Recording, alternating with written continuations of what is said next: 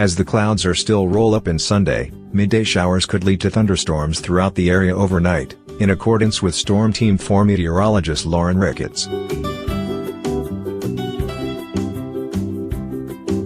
Washington, say farewell to the summer clothing you pulled this weekend. The sun is retreating behind thick clouds and thunderstorms are expected tonight into Monday morning.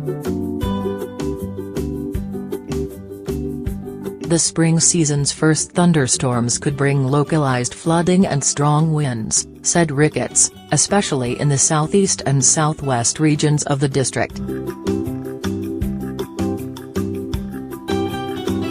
Lots of cloud cover out there this morning, blanketing the #DC area. Clouds have increased quite a bit this morning. A huge spread in temps today and big changes on the way. Thunderstorms, flurries, oh yeah. Let's talk all about it on NBC through 10:30 a.m. pic.twitter.com/dua8h5lena. The National Weather Service has posted a hazardous weather outlook for the area, also warning that isolated incidents of flooding are possible, as well as a few damaging wind gusts. NWS believes most of the damage will be seen in the western parts of Virginia and Maryland.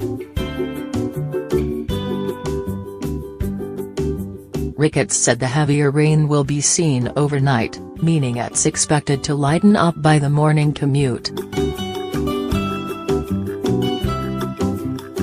To keep up with the forecast, visit the Top Weather page.